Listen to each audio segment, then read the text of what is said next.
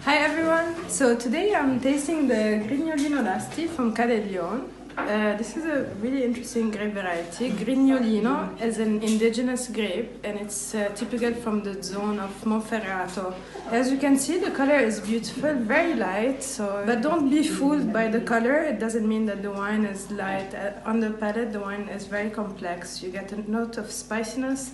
The tannins are very soft and very elegant, and this is why the wine is called l'equilibrista, which means the balanced, because it's a very well balanced between the tannins and the acidity and the fruitiness.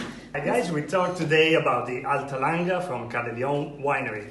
Altalanga is one amazing sparkling wine from Italy that is always a vintage and needs at least 30 months on the yeast in the second fermentation. This is a blend of 70% Pinot Noir and 30% Chardonnay.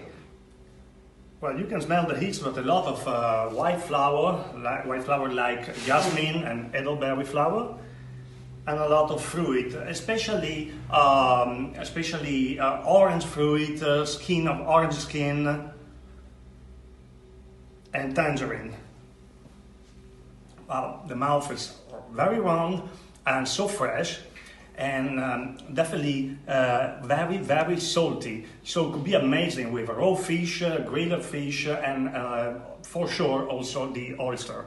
And the final also is so long, and that means that you can have it as aperitif, after dinner, not only with a lunch or a dinner. So now I want to show you something very interesting. Those are the three wines from Cadeglione, the three red wines. So we already talked about Grignolino, but I wanted to show you a little bit the difference in the colors, so you can actually really see the difference between Grignolino, that is a very light color, and the Barbera, that's very dark and almost black. You cannot see anything through the glass.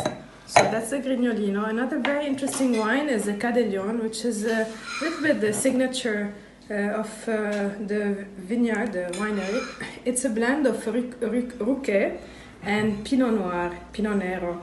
So Rouquet is interesting because it's one of the most aromatic grapes in Italy, and the Pinot Noir gives this freshness to the wine. It gives it more balance, it gives it lightness. Next we go to the Barbera d'Asti, which is the most classic and most indigenous grape of the area, so we're 100% Barbera.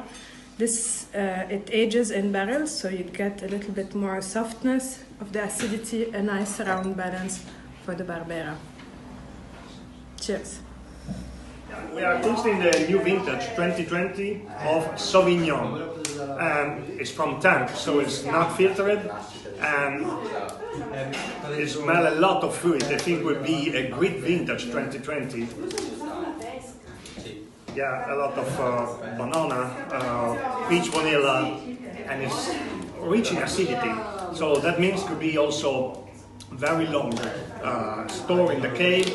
Long also is the final, and in the final you have again peach smelling and a lot of acacia flowers, so very sweet and smooth in the mouth.